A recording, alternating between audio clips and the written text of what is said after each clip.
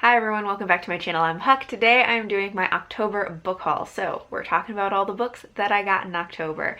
And October had actually quite a few releases that were coming out this month. So I have a bunch of new releases to talk about. I have 9 things to talk about today, so let's get started. And as I said, starting off with the new releases. So first, I have 2 graphic novels that I got this month. The first one is Swamp Thing by Maggie Stiefvater.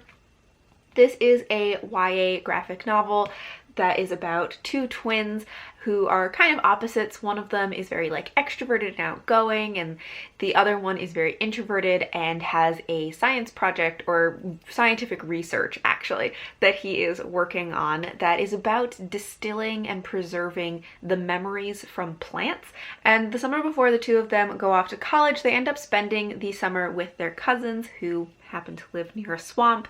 And while they're there, they start to find out some maybe unusual applications of some of the research that one of the twins is doing on these plants when some of the research starts to go wrong. So I mostly got this for 2 reasons. One, of course, is that it's written by Maggie Stiefvater, who's one of my favorite authors. And the other is that, you know, true to form, I think, for Maggie Stiefvater, it promises to have some nature vibes to it, which it does. I've already read this. It's going to be in my October wrap-up, so I'll talk a little bit more about it there. And then the other graphic novel that I got this month was The Dragon Tapestry by Katie O'Neill. This is the 3rd book in the Tea Dragon Society series, which I have read the first 2 and absolutely love them. This whole series is just absolutely adorable. It has these little tea dragons who are these tiny little dragons that grow tea leaves on their horns, and each kind of tea is like a different breed of dragon, and they have different personality traits associated with them. It's just so sweet and cute and wholesome, and I've loved the first 2 books. So I was very excited for this 3rd one that came out this year, and I also have actually already read this one, and it will also be in my October wrap-up. For some reason, a lot of the books that I got in October, I just read immediately, so a lot of these I'm going to be talking about in my October wrap-up. Next, I have The Lives of Saints by Leigh Bardugo. This is a companion book to her Grisha world. So this is kind of a short story collection in that this is meant to be about the saints that exist in the world of the Grisha. So these are the stories that people who live in the Grisha world would know, would have grown up with. And I think that this is supposed to actually look like a book that they would have had in that world. So I really enjoy the Grisha books, so I wanted to get this one. And also, this book is so pretty. I love the, design on the cover. And then also, inside, the artwork is absolutely beautiful. Show you if you can see.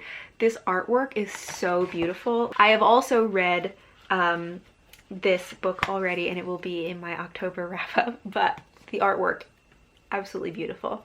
Next, I have a novella, which is Over the Woodward Wall by A. Deborah Baker, which is Seanan McGuire. So this is the book that is referenced in Middle Game by Seanan McGuire. So there is this story about the improbable road to the impossible city that they talk about in Middle Game, and this is the beginning of that story. So this is actually another kind of companion to a book, and a book that would have existed within another book.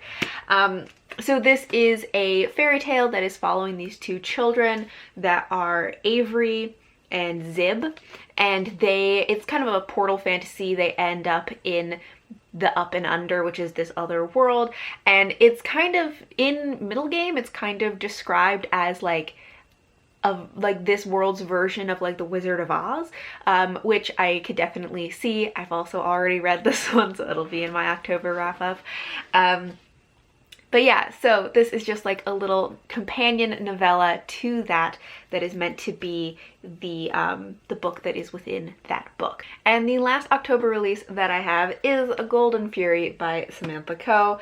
This is a YA fantasy that is following an alchemist, and it is about the Philosopher's Stone and these alchemists that are trying to create the Philosopher's Stone. What they don't fully realize is that the Philosopher's Stone is cursed, and so anyone who does managed to create it is then cursed, and then somehow our main character is involved in like the way that this stone is created, and she's trying to stop people from doing it because it's cursed and all of this.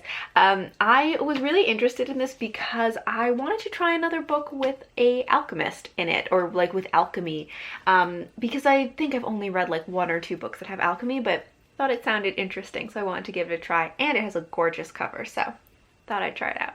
Then I have 2 books that are also 2020 releases, but they came out a couple of months ago, and I decided to pick them up in October. The first one that I have is Alatsue by Darcy Little Badger, which I love the name Little Badger. And this is a contemporary middle grade fantasy, and in it we are following our main character, Alatsue, who has the ability to raise the ghosts of dead animals, which is a power that has been passed down through her Apache family. But at the beginning of the story, her cousin has just been murdered and no one knows what happened to them. So Alatsue decides that it's up to her to find out what happened to her cousin. And so she goes on this journey to find out what happened to her cousin. And I also think that she has a ghost dog companion that joins her on this journey. I have heard not a lot of people talk about it, but the people that have talked about it have really loved it. I've heard really good things about it. I love like an animal companion. A ghost dog sounds great. So I am very excited about this. Also, another one that has a beautiful cover. I love the illustration of this, and under the dust jacket it has more little ghost dogs on the hardback. So I'm really excited for this one. And the other one that I have is Cemetery Boys by Aidan Thomas. This is a YA contemporary fantasy that is following our main character Yadriel, who is part of a family of Brujex. So they have magical powers, and our main character Yadriel wants to do his ritual to get his brujo powers, but his family won't let him because he's trans and they don't believe that the magic will work for him. But at the beginning of the story, his cousin died. Just realized that I have 2 books that start with a cousin dying. And to prove himself and to prove that he has brujo powers, Yadriel wants to help find out what happened to his cousin. So he tries to summon a ghost. He accidentally summons the wrong ghost, and it ends up being the ghost of this boy Julian, who has also recently died, and the 2 of them agreed to work together to find out what happened to Yadriel's cousin and also what happened to Julian, and how he died. And then as the 2 of them spend more and more time together on this adventure and tying up the loose ends of Julian's life, they start to fall for each other. And this one I have also already read, so I'll be talking more in my wrap-up about it. But I originally listened to it as an audiobook, and then after finishing it, immediately ordered a physical copy. So I think it is safe to say that I enjoyed this book. I really, really liked it. And I got, this one is the Barnes & Noble edition, which I haven't been ordering a lot from Barnes & Noble this year. I've been trying to mostly use Bookshop so I can support indie bookstores. But this one, I wanted this specific edition because it just has these beautiful gilding on the hardcover. But yeah, so I really enjoyed this book. I'll be talking about it more. Then I have one book that was given to me, which is Kingdom of Copper by S.A. Chakraborty. This is the 2nd book in the Devabad series. My dad gave me this one because he's not somebody who really holds on to books, so after he reads them, sometimes he gives them to me, and so he gave me the 2nd book. So I will be continuing the series. I read the first one earlier this year, so now I have the 2nd one. And lastly, I have one book of poetry, which is What the Chickadee Knows by Margaret Newton. I haven't been reading a lot of poetry this year, but I want to get back into it because I had read more poetry in the previous couple of years. So I picked this one up. Alright, so those are all the books that I got in October. If you've read any of these, let me know, or if you're planning to read any of them.